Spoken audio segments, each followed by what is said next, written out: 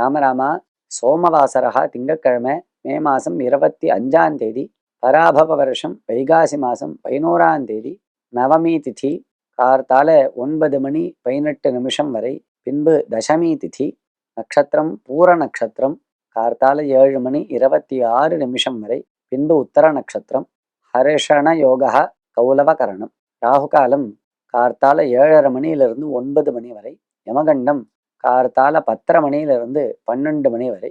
ஒரு மனிதன் கட்டாயம் செய்ய வேண்டிய ஆன்மீக செயல்கள் எவை? ஒரு மனுஷன் கட்டாயம் பண்ண வேண்டியதான, அதுவும் நித்தியம் பண்ண வேண்டியதான ஆன்மீக செயல் என்ன அப்படின்னு கேட்கிறேன். அவன் எப்பேற்பட்ட நிலையில வேணா இருக்கலாம்.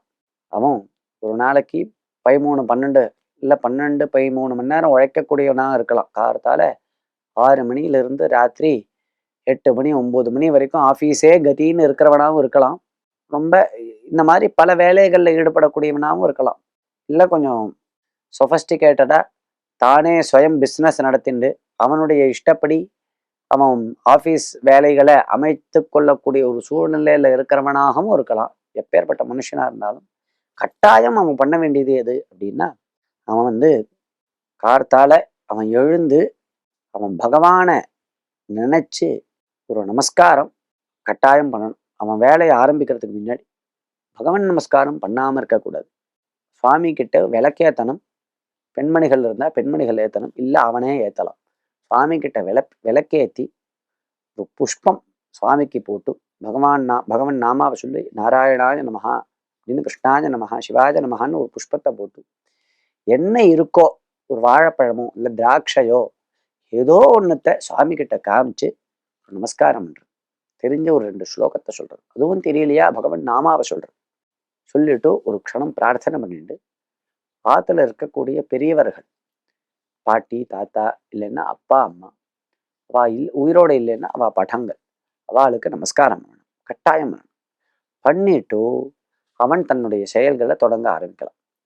இந்த செயல் இது கூட பண்ண மாட்டேன் என்னால் முடியல அப்படின்னு சொன்னா அதை பகவான் ஏத்துக்கவே மாட்டான். அதே மாதிரி சாப்பிட்றச்ச நாம் ஏதோ ஒரு வஸ்து சாப்பிட போறோம், காஃபி குடிக்க போறோம், இல்லை மத்தியானம் லஞ்சு சாப்பிட போறோம், பிரேக்ஃபாஸ்ட், இப்பாரி சாப்பிட்றச்ச ஒரு க்ஷணம் சாப்பிட்றதுக்கு முன்னாடி பகவானை நினைக்கணும். நாராயணா, நீ கொடுத்துருக்க, நான் சாப்பிட்றேன், அனுகிரகம் பண்ணு, நல்ல புத்தியை கொடு அப்படின்னு பகவத் சிந்தனை ஒரு க்ஷணம் பண்ணிட்டு சாப்பிடணும்.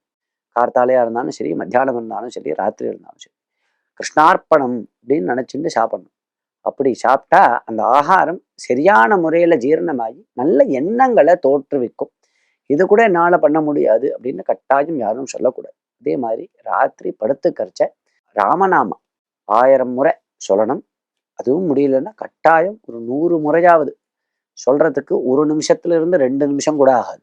அப்படி சொல்லிட்டு தான் படுத்துக்கணும். இது கூட பண்ண முடியாது என்னால அப்படின்னு யாராலையும் சொல்ல முடியாது. இந்த ஆன்மீக செயல்களை அத்தனை மனிதர்களும் கட்டாயம் தங்களுடைய வாழ்க்கையில ஒவ்வொரு நாளும் பண்ணியே ஆக வேண்டும்.